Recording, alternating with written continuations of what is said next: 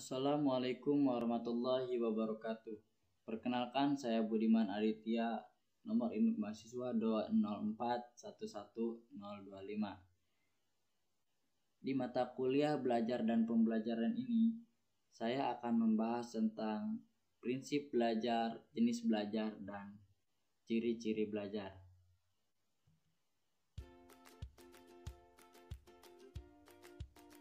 Berikut ada visi STKIP Latansa Masyuro, yaitu menjadi perguruan tinggi yang mencetak pendidikan profesional dan berakhlakul karimah yang mampu bersaing dalam dunia global pada 3-5 tahun ke depan.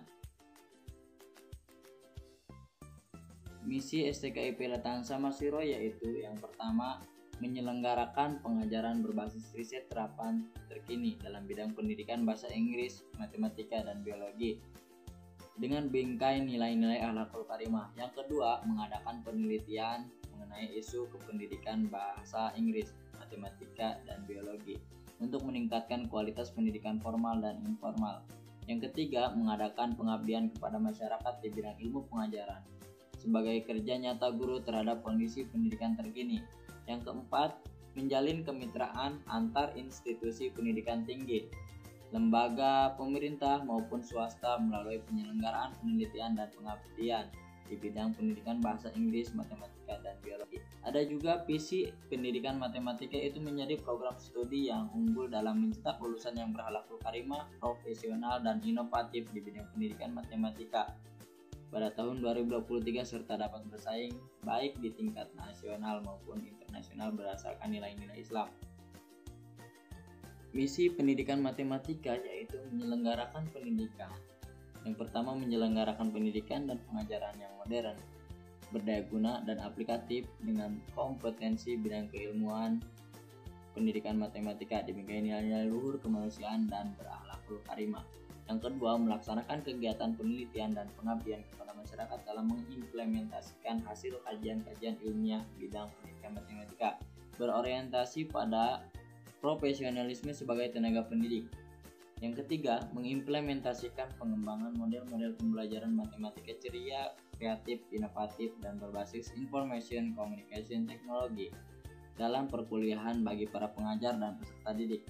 Yang keempat, menjalin pola hubungan kerja yang baik antara lembaga dengan pihak pemerintah dan swasta, baik dalam maupun luar negeri.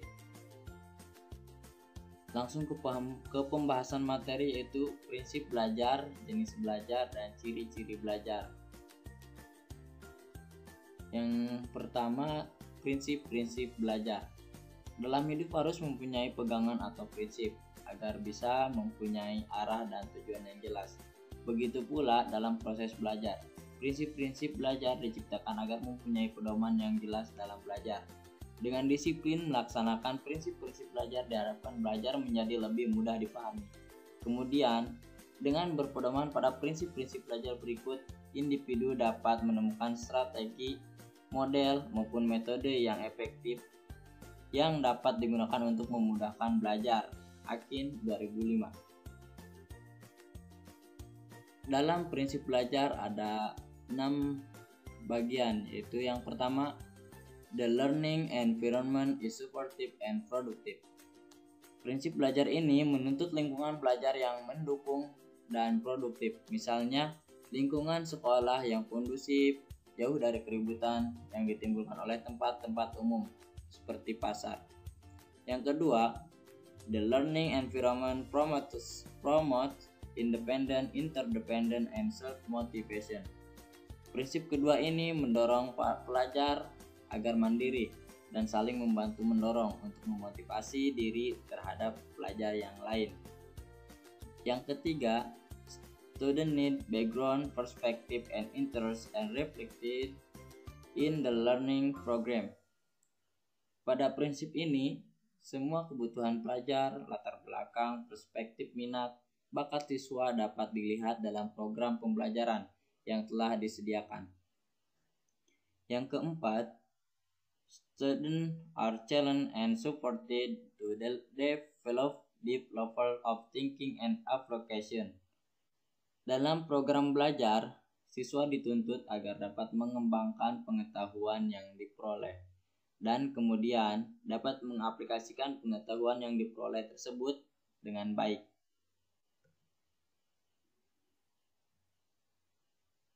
Yang kelima, assessment practices are an integral part of teaching and learning. Dalam hal ini, penilaian merupakan sesuatu yang tidak dapat dipisahkan dari proses belajar mengajar, sehingga apapun yang telah dipelajari harus melewati tahap penilaian atau evaluasi.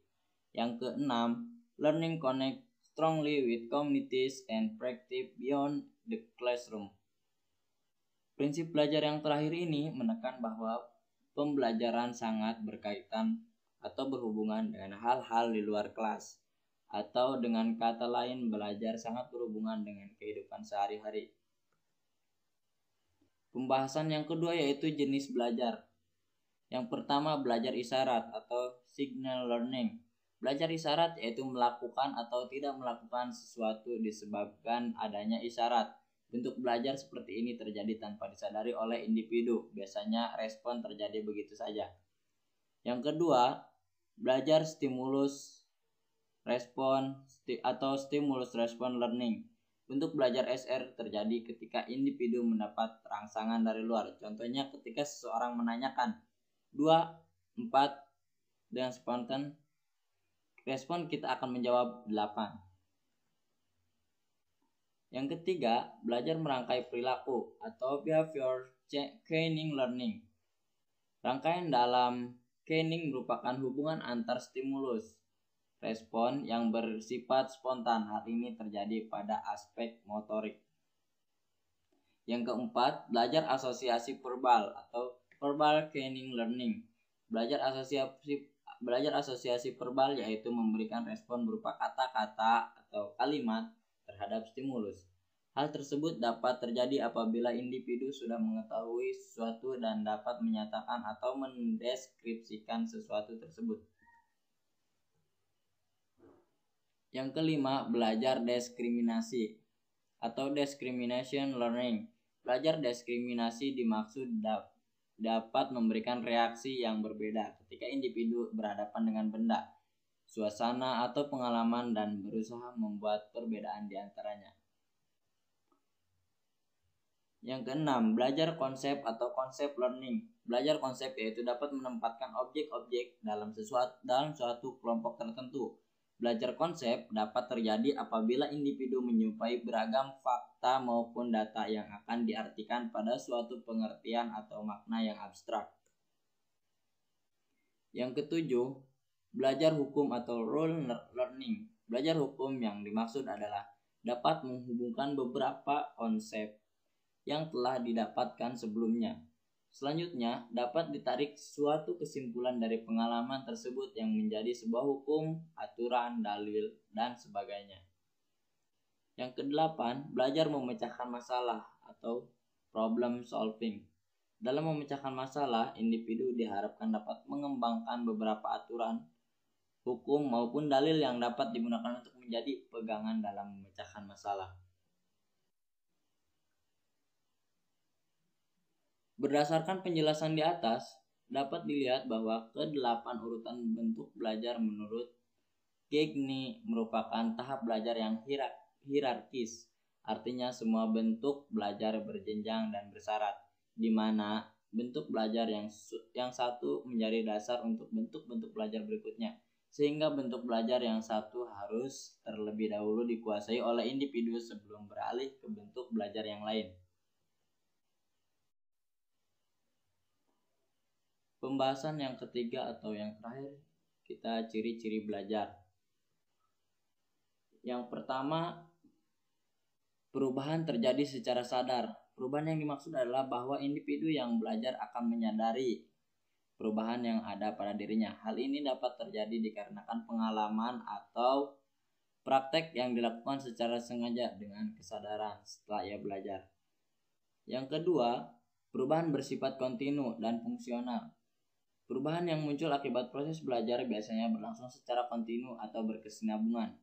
Sementara perubahan fungsional yang dimaksud adalah relatif, menetap.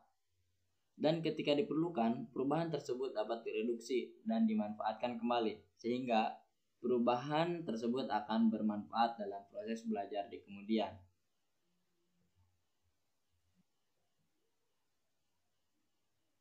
Yang ketiga, perubahan belajar yang bersifat positif dan aktif. Dalam proses belajar, hal utama yang diharapkan adalah perubahan.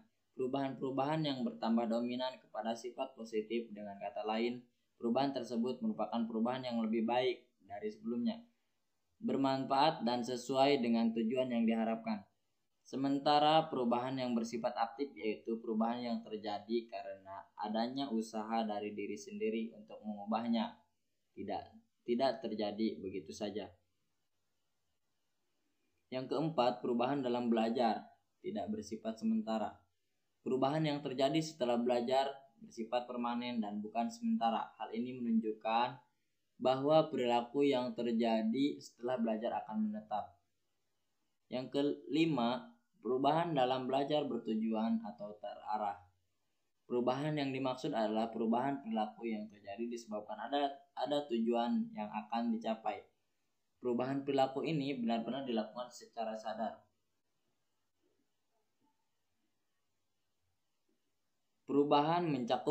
Yang keenam, perubahan mencakup seluruh aspek tingkah laku.